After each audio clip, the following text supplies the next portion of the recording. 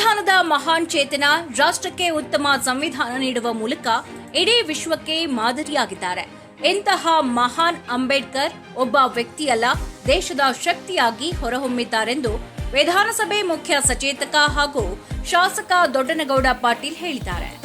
ಕುಷ್ಟಗಿ ಪಟ್ಟಣದ ತಹಶೀಲ್ದಾರ್ ಕಚೇರಿಯ ಆವರಣದಲ್ಲಿ ತಾಲೂಕಾಡಳಿತ, ತಾಲೂಕು ಪಂಚಾಯಿತಿ, ಸಮಾಜ ಕಲ್ಯಾಣ ಇಲಾಖೆ ಹಾಗೂ ಪುರಸಭೆ ನೇತೃತ್ವದಲ್ಲಿ ಹಮ್ಮಿಕೊಂಡಿದ್ದ ಮಹಾನ್ ಮಾನವತಾವಾದಿ ಸಂವಿಧಾನ ಶಿಲ್ಪಿ ಡಾಕ್ಟರ್ ಬಿಆರ್ ಅಂಬೇಡ್ಕರ್ ಅವರ 135ನೇ ಜನ್ಮ ದಿನಾಚರಣೆ ಕಾರ್ಯಕ್ರಮಕ್ಕೆ ಚಾಲನೆ ನೀಡಿ ಮಾತನಾಡಿದರು. ಅಂಬೇಡ್ಕರ್ ಜಯಂತಿ ಬರೀ ಡಿಜೆ ಮೆರವಣಿಗೆಗೆ ಸೀಮಿತವಾಗಿರದೆ ಅವರ ಬದುಕು, ಅವರ ಬರಹ ಎಲ್ಲರಿಗೂ ಸ್ಫೂರ್ತಿದಾಯಕವಾಗಿರಲಿ. ಉತ್ತಮವಾದ ಸಂವಿಧಾನ ನೀಡಿದ್ದು ಪ್ರತಿಯೊಬ್ಬರೂ ಅವರ ಆದರ್ಶಗಳನ್ನ ಮೈಗೂಡಿಸಿಕೊಳ್ಳಬೇಕಿದೆ. ಮತದಾನದ ಹಕ್ಕು ನೀಡಿದ ಕೀರ್ತಿ ಅಂಬೇಡ್ಕರ್ ಅವರಿಗೆ ಸಲ್ಲುತ್ತದೆ.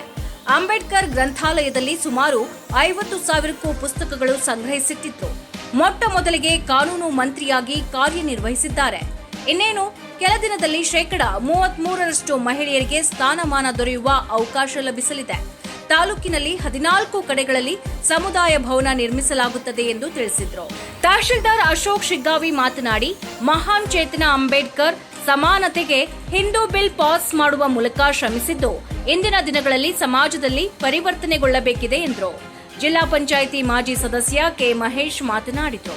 ಪುರಸಭೆ ಮಾಜಿ ಸದಸ್ಯ ವಸಂತಕುಮಾರ್ ಮೇಲಿನಮನಿ ಮಾತನಾಡಿದರು. ಶಿಕ್ಷಕ ಶರಣಪ್ಪ ತೆಮ್ಮಿನಾಳ ಉಪನ್ಯಾಸ ನೀಡಿದರು.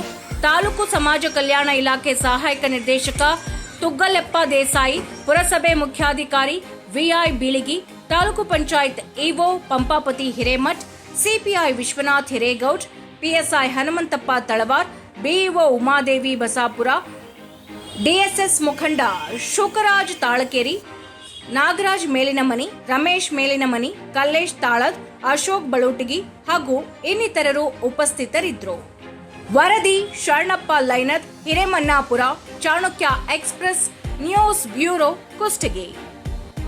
ನಾವು ಕೊಟ್ಟಂತ ಮಾಹಿತಿ ಇಷ್ಟವಾಗಿದ್ದಲ್ಲಿ ಲೈಕ್ ಮಾಡಿ, ಶೇರ್ ಮಾಡಿ, ಕಮೆಂಟ್ ಮಾಡಿ ಹಾಗೂ ಮತ್ತಷ್ಟು ಮಾಹಿತಿಗಾಗಿ ಈಗಲೇ ಸಬ್ಸ್ಕ್ರೈಬ್ ಮಾಡಿಕೊಳ್ಳಿ ಚಾಣಕ್ಯ ಎಕ್ಸ್‌ಪ್ರೆಸ್ ಯೂಟ್ಯೂಬ್ ಚಾನಲ್.